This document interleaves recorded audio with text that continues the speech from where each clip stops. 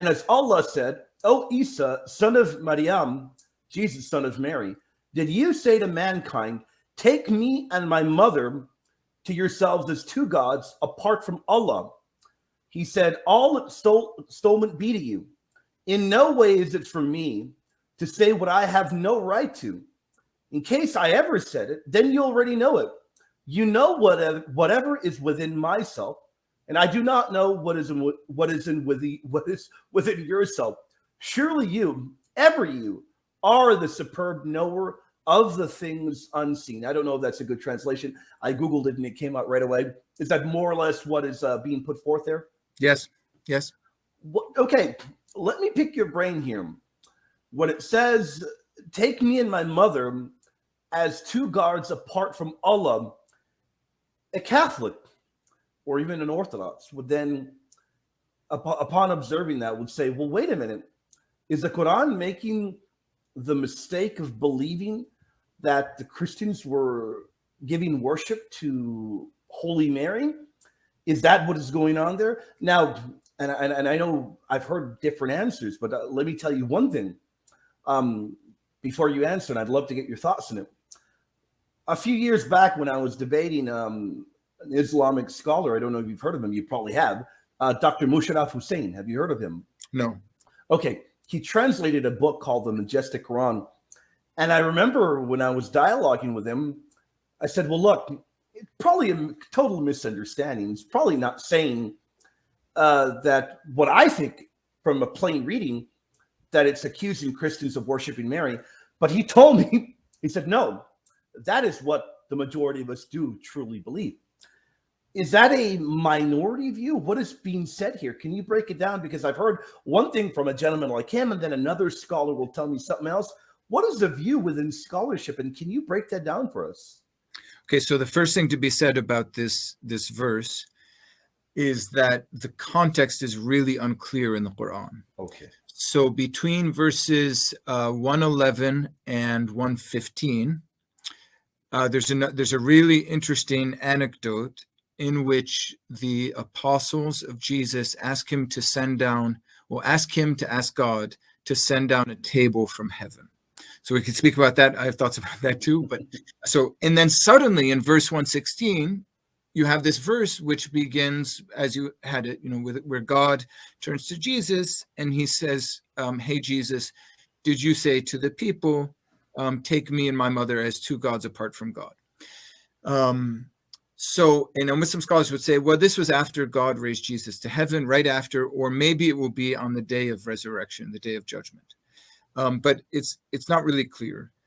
There is this sense in that whole section between verse 111, even really 110, which is a long verse, if I'm getting it all straight here, there is this general sense of sort of foreboding, of criticism, of judgment of the Christians. For example, on the table scene, there's a bit where it says, anyone who disbelieves after I send down the table, I will punish him with a punishment the likes of which I've never punished anyone.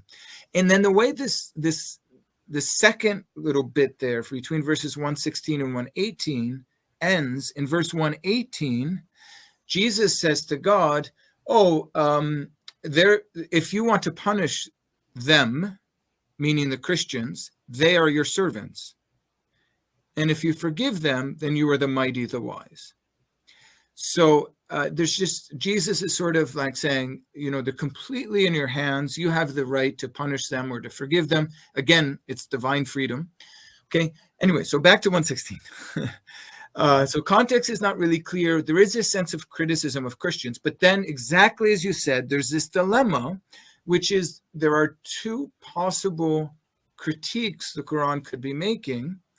One is that the Christians are acting as if Mary were divine and treating her with so much veneration that they've essentially deified her. So that's possible. And then the other, which in fact, I think your conversation partner there was right, that Christians really do worship Mary. Mm-hmm. That they treat her The claim is being made there. Yeah. Exactly. Yeah. The claim that Christians really do worship Mary. And that would lead to the argument of critics of the Quran who would say, oh, it's simple what's going on here. Muhammad has just misunderstood the Trinity. He thought that for there to be a son of God, there had to be some sort of relations between God and Mary. And so the Trinity would then be Father, Mother, Son. And so that's why God asked Jesus, did you say to the people, worship me and my mother as two gods apart from God? Because behind that is, yeah. Okay.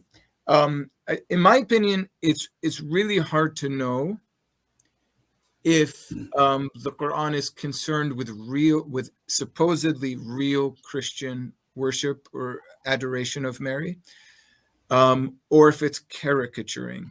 There's another verse in the Quran, almost positive it's in Surah 5, but earlier on, where God says about Jesus that his mother was righteous, and both Jesus and Mary used to eat food. Yeah, I can get the reference. Well, now that is a great point. As you get that up, let me give you a little thoughts on looking at it from an apologetics perspective. Now, another individual that I've dialogued with, I've had multiple debates with, would be Dr. Shabir Ali, who many years back, in my opinion, I'm not being disrespectful, I think as a kind of defense mechanism, he made the argument towards me that, and I believe it was a few years ago, I don't remember when, but I've heard the argument was brought up and it was said, well, look, what is being condemned are a fringe group of Christians, those that were worshiping Mary, and a number of individuals look early in church history and they'll say, well, there were a group called the Coloridians. They were condemned for offering the Eucharist to Mary, for worshiping Mary. But then the way that a Catholic or an Orthodox or even evangelical that is well learned would reply would be to say, well, that group had died out. Why would Muhammad be condemning, or why would the Quran be condemning a group that was no longer in existence? So I agree. I think we run into a number of problems there. But then how do you deal with the text that you just brought up? I don't remember it off the top of my head. To me, and you correct me if I'm wrong, please do. When it says that Mary ate food, I read that and I think, okay, it's trying to humanize Mary as opposed to the deity, a kind of divine-like figure that was, and that divine-like figure was being condemned. So is it condemning Christians that Muhammad believed were worshiping Mary by making that comment? How do we make sense of that? Okay, so I don't have a definitive answer. Really interesting thoughts there, William. So thank you very, very much for raising this topic. First of all, I do not think there is any solid academic basis to conclude that there was a group of Mary worshippers, the Coloridians. I believe Coloridians appears in a text on Christian heresies written by Epiphanius, and it would date to a period before Islam. And there's no sign that they would be in Muhammad's environment in the western part of the Arabian Peninsula. There is this old idea out there which seems coherent enough, namely that, listen, the Byzantine Empire would have exposed and eliminated heresies within its own realm, but Arabia was just on the other side of the frontier, and it was sort of an oasis where the heretics could find refuge and flourish. But there's just no sign. There's no sign of them in the interior of the Arabian Peninsula. We don't have any historical chronicle or any sources in inscriptions that point to any of the Christian heresies mentioned by Epiphanius or anyone else surviving in Arabia. What we see instead in Arabia is communities of Orthodox in a very broad sense. So members of the so-called Miaphysite or Jacobite church were very prominent, probably the most important, along with Melkite and maybe so-called Nestorian or East Syrian Christians. So I wouldn't go with that option. I would definitely not go with that option. And neither of them would have advocated worship of Mary. It's a really good point that you bring up there. Right, exactly. Yeah.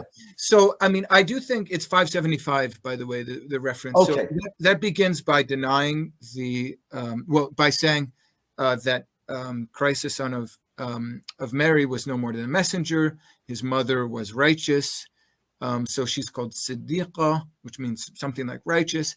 And then it says, Kana yakulani ta'am, which means the two of them, it's the dual there in the verb, the two of them would eat food.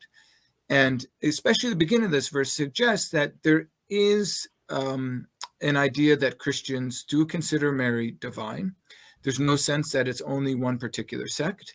It seems to be implied that all Christians consider Mary divine. The problem is, and where I think there's probably no easy way to make a conclusive argument, is the Quran intentionally caricaturing Christians, intentionally saying you act as though she were divine? Or is there a real misunderstanding of Christian veneration for Mary? And a real belief, because I mean, if you believe Muhammad was infallible and impeccable, he wouldn't make this mistake, right? Sure. But if you believe he was a man like others who could possibly make mistakes, I mean, you could imagine we're witnessing Eastern Christian veneration for Mary, who, after all, is, for other than the East Syrian community, is called the Mother of God. And there are prayers and hymns to Mary, and there are icons of Mary.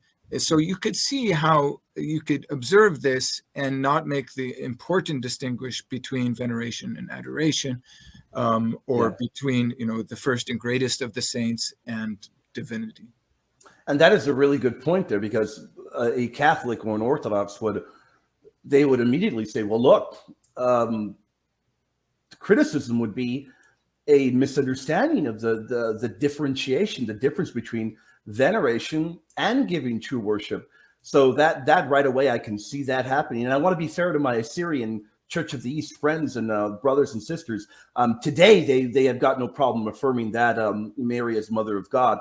They have no problem with it. Although I know some of them still, I'm correct, some of them still prefer the title of Christotokos rather than Theotokos for Mary. But the theologies, the theology is still there. They'll affirm they're not in Christological heresy. They're perfectly, in fact, they're in partial communion with Rome.